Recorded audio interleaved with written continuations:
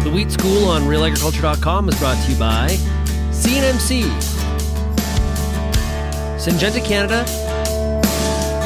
and the Alberta Wheat Commission. Hey, Kara Oostros here with RealAgriculture.com. We are back here today with another Wheat School episode, and I have here today with me Jeremy Boychyn, who is an agronomy research extension specialist with Alberta Wheat and Barley Commissions. How is it going on your end today? It is going good, Kara. How is it with you? Good. You're located in Calgary. Are producers starting to get in the field around there yet? Absolutely. I've been out on the road a couple of days this week, and every time I've been out there, seeing a lot of combines rolling and a lot of harrows moving around. So things are happening. So we're here today to talk about understanding the expectations of emergence and what producers should kind of have in mind when it comes to emergence. So how can you elaborate on that? Yeah, so, we're heading into the season. Everyone's getting their seed tests in and getting an idea of what seeding rate they should be going at with their specific seed lots. Hopefully they did do a seed test and they're getting germination, vigor, disease, and all that stuff to get an idea of how much seed that they should put in the ground for the plant stand they're looking to acquire. And one of the things I've seen in the past is the use of the vigor percentage almost as a direct relation to mortality in the field. So if you do your plant stand calculation, there is an area there for mortality.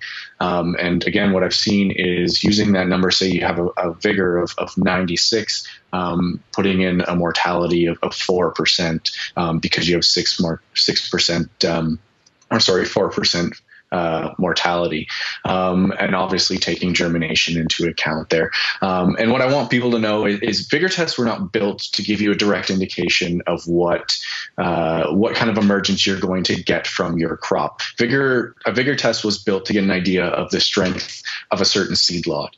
So if you have a seed lot that has a lower vigor, you're going to want to maybe use that for conditions that are maybe warmer soil conditions with more moisture, and maybe the stronger seed lots for those conditions that are maybe cooler and less moisture, because you know that those seeds have more strength, because there's much more that plays a role in that plant stand establishment than just your vigor and germination. Compaction is going to play a role. Your actual seeding rate is going to play a role. Moisture, seed to soil contact. So there's more than just vigor that plays a role in that. So what are some of the impacts of having a low plant stand? So impacts of having a low plant stand really carry on much farther than just not getting the most amount of value out of the seeds you're putting in the ground. If you look at canola, there's a lot of discussion around making sure that you're putting in as much seed as you want to get the most amount out of that very expensive bag of seed.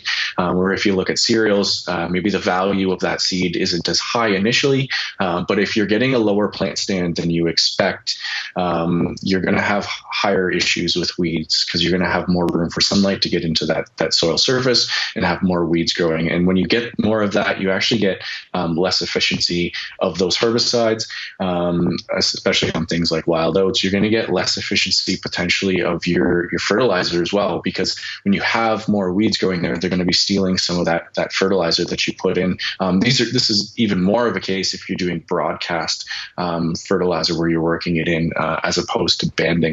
And then later on in the season, you're going to have potentially maturity challenges. So you're going to have a higher risk of fusarium head blight because you're going to have more tillers that come from a lower plant stand. And then in some research, we've seen that lower plant stands are actually going to extend maturity. So you're going to have potentially more issues later down the road in terms of trying to get that crop off, and maybe even seeing some green seed if you're having more of those late tillers coming in because you have a lower plant stand. So how can producers actually manage these expectations and to make them a little more realistic? Yeah, so maybe I'll take a step back and mention that there has been research done in the past, and they weren't looking directly at actual plant establishment. They were looking at different aspects, but they actually did the numbers of how much seed they're putting in the ground per square meter, and then what the actual plant establishment of that seeding rate was. And a lot of this research that I found was done by Brian Barris, 2010, 2012. And in Lacombe, they were doing seeding rates of 450 plants per meter squared, and they were actually getting emergence rates in the range of 62%, 71%, 66%. And this is accounting already for vigor and germination. So knowing that even in these small plots, they're getting a much less emergence than you would expect with a high vigor, or already accounting for that low vigor, accounting for that vigor or germination. It's important as a grower, as an agronomist, to take account of what your soil conditions are. Note what your seeding rate exactly is.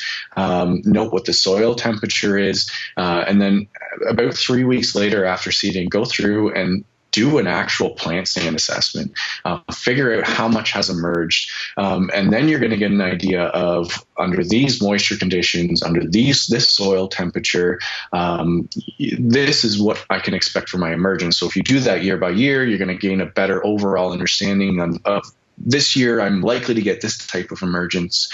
And I think in the past we've talked about how depending on how precise you are, or whether you're doing variable rate, you can do this in different parts of the field, because if you have more coarse soil versus more fine soil, it's going to hold moisture better or worse. So you can get into the fine nitty-gritty details here, and then going back and using that to plan in future years. So what are some of the easiest ways producers can actually go out and do these plant stands, and how many do you recommend? How many do you recommend doing across the field? Yeah, so I get this question a lot, and it's really going to depend on variability in the field. If you have a highly variable field, you're going to want to do more plant stand assessments. You're going to go and you're going to pick areas in the field that are either representative of the field as a whole. So if you're not doing variable rates, you're more likely going to go in this direction, where you're going to pick areas that are representative of the field as a whole. Go down and then count the amount of plants per square foot or per square meter. And you can do this in 7-10 locations. It'll give you a really good idea of what's going on in that field. If you were using variable rate and you have different zones, you can go to those different zones, and depending on how much of that zone takes up, what percentage of that zone takes up of the entire field, you can either choose to do more or less. So if it's only taking up maybe 20% of the field, you could do 3-4 assessments there, where if something's only taking 1%, maybe 1 or 2 assessments there is going to be ideal. So there's no exact answer that's going to give you a perfect result, but know that higher variability and the higher variability in your management means you're going to want to take more plant stand assessments, because you're going to be more detailed on how those results are going to impact what you're going to do moving forward. Okay, awesome. Is there anything else you'd like to add? No, I think we covered it all, Kara. Thank you. Okay, awesome. Thank you very much.